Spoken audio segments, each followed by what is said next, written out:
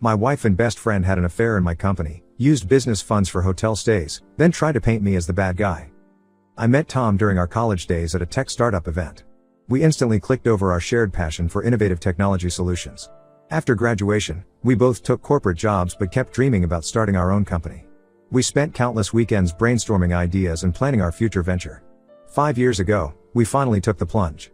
I sold my car, emptied my savings account, and even borrowed money from my parents to invest in our startup.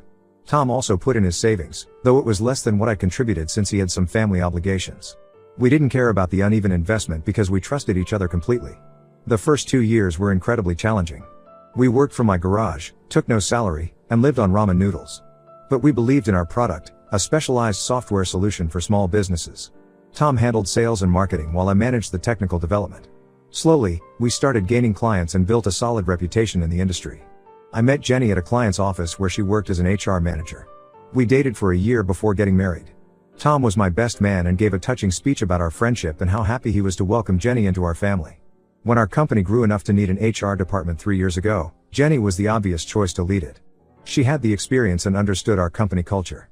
Looking back, that decision changed everything. The first signs of trouble appeared about 6 months ago. Jenny started working late more often, saying she needed to handle sensitive HR issues. She became very protective of her phone and would quickly lock it whenever I came near. At first, I thought she was just being professional about employee confidentiality. Tom and Jenny began having frequent closed-door meetings in his office. Sometimes these meetings would last for hours. When I asked about them, they said they were working on updating company policies and handling employee complaints. It seemed reasonable since we were growing fast and needed better HR processes. I noticed other small changes too. Jenny stopped sharing details about her day with me. She started dressing differently for work and wearing more makeup. She joined a gym but always went at odd hours. When I suggested working out together, she said she preferred going alone to de-stress. Then came the business trips. Tom and Jenny had to attend several HR conferences together since I was too busy with product development. They would share pictures of team dinners and group activities on our company Slack channel. Everything looked professional, but something felt off about their interactions. Last month, I had to visit a major client in another state. The meetings went well and we wrapped up early, so I decided to fly back home a day earlier to surprise Jenny.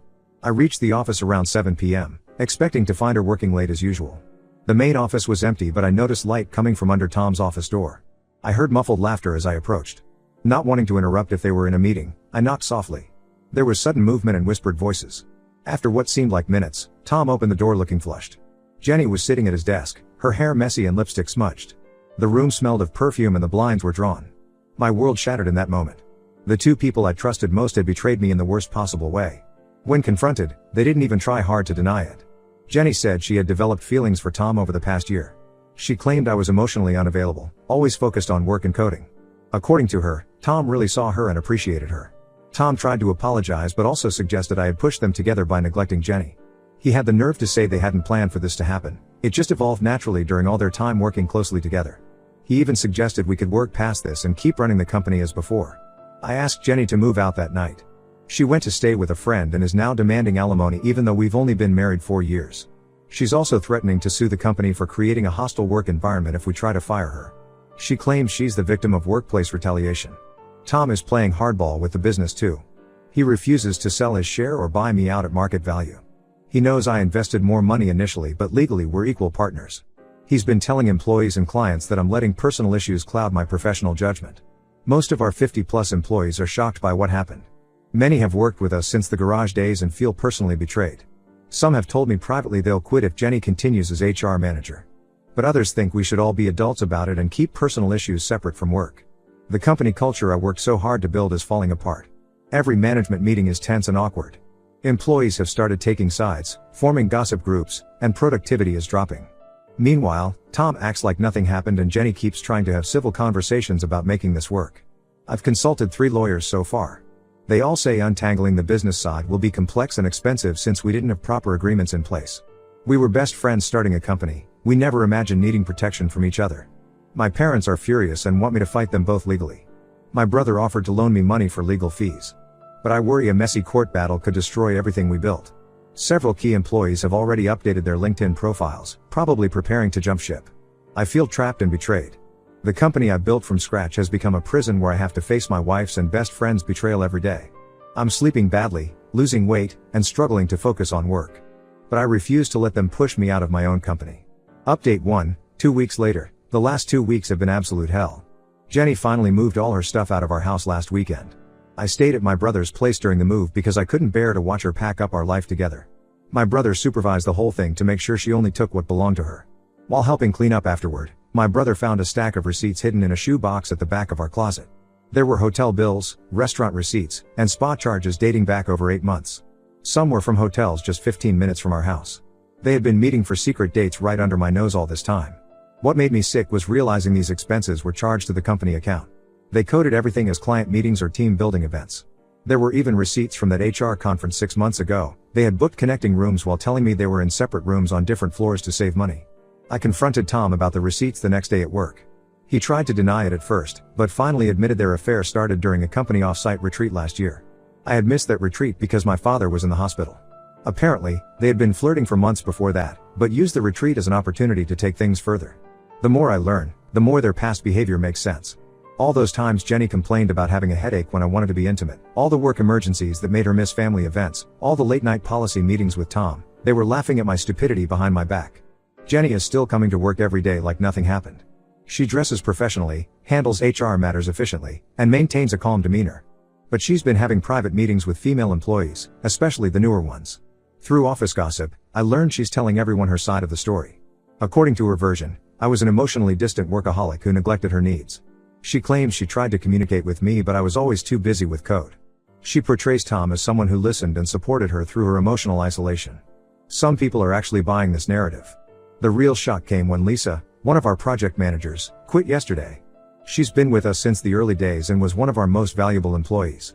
In her exit interview, she said she couldn't work in an environment where the HR manager sleeps with leadership. 5 other employees have updated their resumes on LinkedIn. Tom has been doing damage control his own way.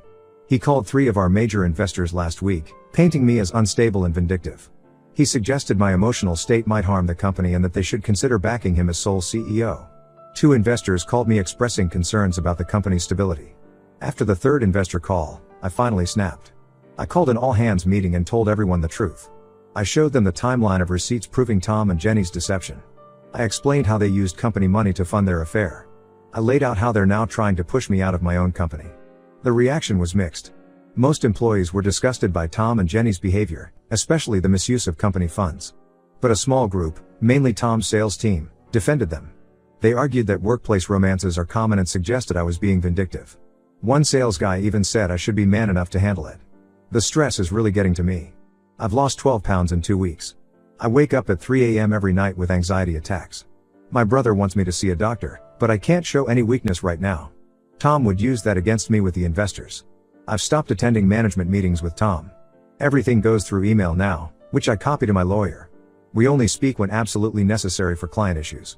The tension in the office is unbearable. Even the lunchroom has divided into pro-Tom and pro-me camps. Jenny tried to corner me in the parking lot yesterday. She was crying, saying she never meant to hurt me and that she still cares about me. She claims she and Tom are genuinely in love and asked me to find it in my heart to forgive them. I just walked away. Her tears might work on others, but I keep remembering those hotel receipts. My lawyer says we need to be strategic. Firing Jenny would likely trigger a lawsuit, which could scare away investors. Buying out Tom would be expensive and he's unlikely to agree to a fair price. Meanwhile, our biggest product launch of the year is approaching and the development team is behind schedule because of all the drama. I never imagined my life would turn into this corporate soap opera. The company I built from nothing has become a battlefield. My marriage is over. My best friend is now my enemy. Half my employees are updating their resumes. And I have to somehow keep this ship afloat while fighting a war on all fronts. Update 2, 1 month later, last week changed everything when I received an anonymous email from someone claiming to be a former employee at Tech Pro Solutions, where Tom and Jenny worked before joining my company.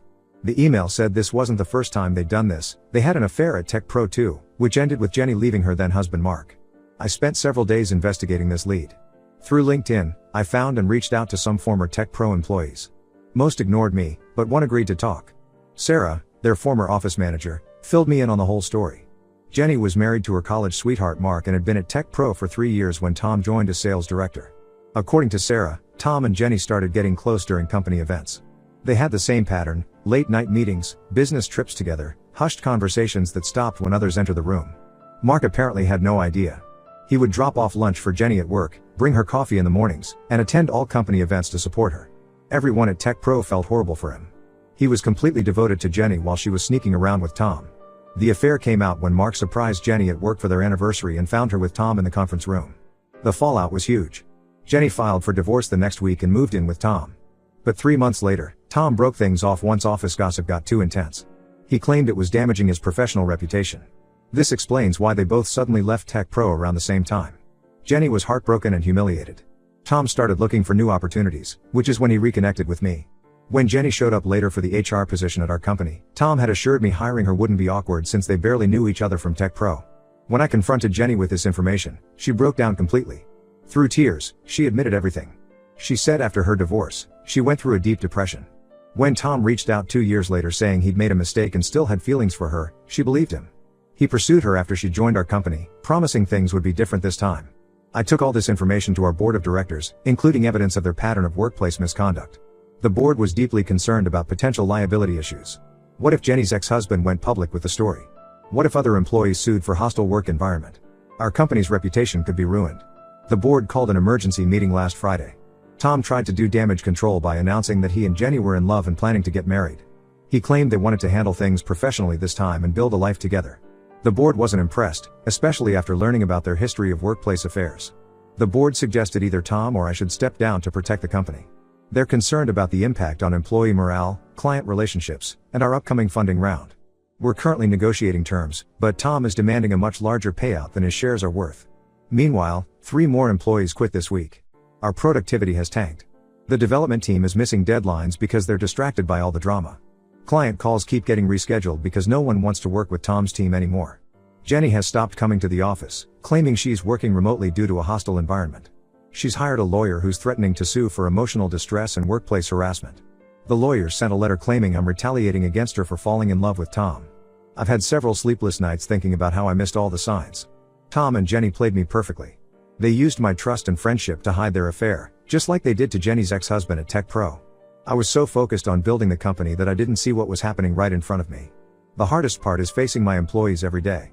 They all know the story now, how their HR manager cheated on her first husband with Tom, how Tom dumped her when it got messy, and how they repeated the same pattern at our company. Some people look at me with pity, others with judgment for not seeing it sooner. I'm meeting with the board again next week to discuss next steps. My lawyer thinks we have a strong case if it goes to court, especially with the Tech Pro evidence. But litigation would be expensive and time-consuming. Plus, dirty laundry like this could scare away potential investors or buyers. I need to decide if fighting them is worth potentially destroying everything I've built. Update 3, 3 months later, the situation finally reached its conclusion, though not quite how I expected. After our last board meeting, they hired an external consulting firm to review our company culture and conduct a thorough investigation of recent events. What they uncovered was far worse than anyone anticipated. The consultants interviewed current and former employees, reviewed email communications, and analyzed company expenses. They discovered Tom had a pattern of inappropriate behavior with several female employees. 2 former employees came forward saying they'd felt pressured by Tom to go on dates with him, but had been afraid to report it to HR since Jenny was clearly on his side. The investigation also uncovered that Tom had been secretly meeting with our competitors.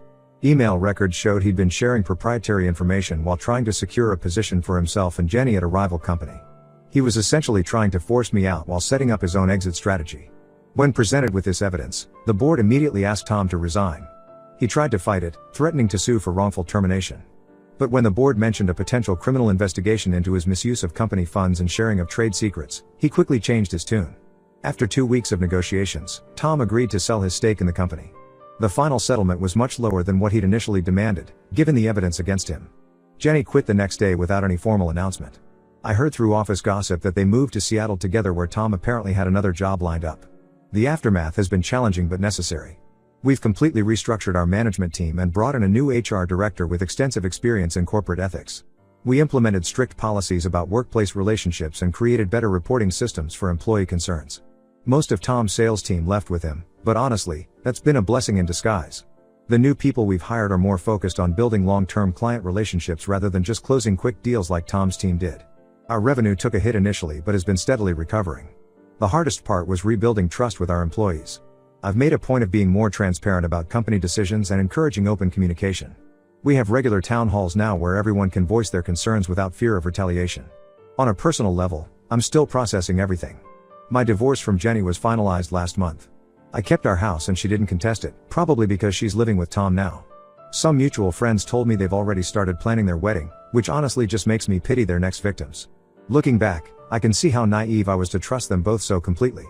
Mixing friendship, marriage, and business created a perfect storm that nearly destroyed everything I built. But I'm actually stronger for having gone through this. The company is more professional now, with proper structures and policies in place.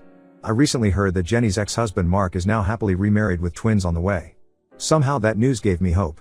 Life does go on after betrayal, and sometimes things work out for the better.